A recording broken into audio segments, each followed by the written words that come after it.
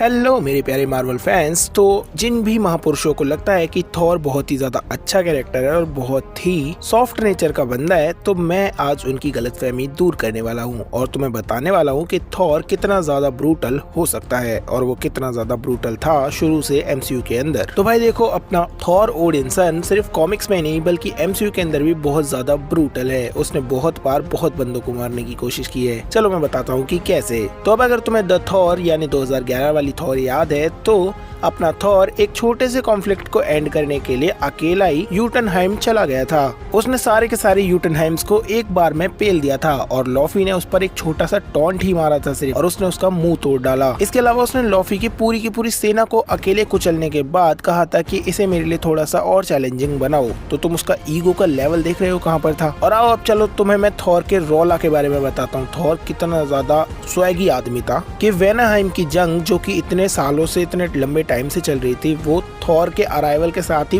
बंद हो गई थी वहाँ पर। थॉर एक बार में आया और उसने 1 मिनट में उस जंग को बंद करा दिया था। यानी कि पूरे के पूरे 9 रेल्म्स में भी ये पता है कि अगर थॉर कहीं पर खड़ा हो गया किसी युद्ध में, तो वो युद्ध 10 मिनट से ज्यादा नहीं टिकेगा। और जब युद्ध खत्म होने के बाद सब थॉर के सामने बो डाउन करते हैं। भाई वो सीन देखने लायक था। इसके अलावा अपने थॉर का ईगो यहीं पे खत्म नहीं होता। थॉर द डार्क वर्ल्ड के एंड में जब मेलिकेथ एक इन्फिनिटी स्टोन का चार्ज अपने थॉर पर मारता है, तो थॉर कहता है कि मुझे लगा था तुम इस नई पावर के साथ मुझ पर ज्यादा अच्छे से वार कर पाओगे। मतलब उसे कोई फर्क नहीं पड़ता एक इन्फिनिटी स्टोन के वार से, और वो भी तब जब वो कम ब्रेक डाउन और कम ताकतवर था। इसके अलावा अपने थॉर भाई साहब कितने ज्यादा शाही और कितने ज्यादा ब्रूटल हो सकते हैं, उस चीज का पता आपको इससे चलेगा कि जब थॉर पहली बार टोनी और कैप्टन से मिल रहा होता है, तब वो उस वाले मोमेंट पर उन दोनों को जान से मार डालने के लिए रेडी था। जो लाइटनिंग स्ट्राइक उसने टोनी पर किया था, वो किसी की भी जान लेने के लिए काफी था। उसने कोई उसकी पावर को जानने के लिए लाइटनिंग स्ट्राइक नहीं किया था। यानी कि अपना थॉर आयरन मैन और कैप्टन अमेरिका को लुढ़काना चाहता था। थॉर को बिल्कुल भी नहीं पता था कि कैप्टन अमेरिका की शील्ड और आयरन मैन का आर्मर कैसे काम करता है।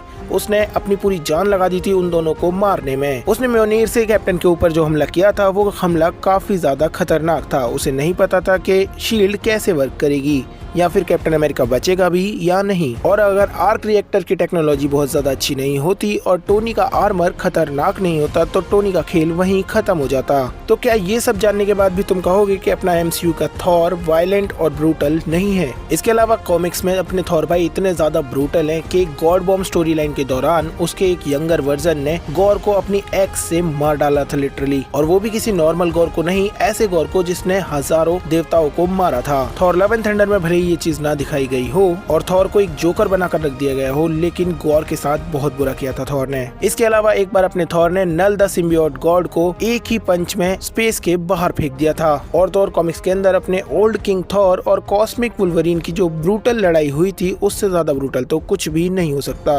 मतलब लिटरली पूरी गैलेक्सी कांप गई थी उसमें। और एंड गेम के अंदर तो तुमने देखा ही था कि कैसे बिना किसी हेजिटेशन के 1 सेकंड के अंदर उसने थेनोस की गर्दन को धड़ से अलग कर दिया था बिना कुछ सोचे समझे। तो अपने थॉर भाई साहब इतने ज्यादा ब्रूटल हैं। तो अगर तुम्हें लगता है कि सिर्फ वुल्वरीन और मून नाइट ही ब्रूटल हैं, तो ऐसा नहीं है। सबसे ज्यादा ब्रूटल है हमारा थॉर द थंडरर। खैर तुम्हारा इस बारे में क्या कहना है, ये बात चलो कमेंट्स में करते हैं। और अगर तुम्हें इस वीडियो का कोई भी पार्ट पसंद आया तो लाइक करो, शेयर, सब्सक्राइब। जल्दी ही दोबारा मिलते हैं किसी नए अपडेट या फिर ऐसे ही किसी नए टॉपिक के साथ।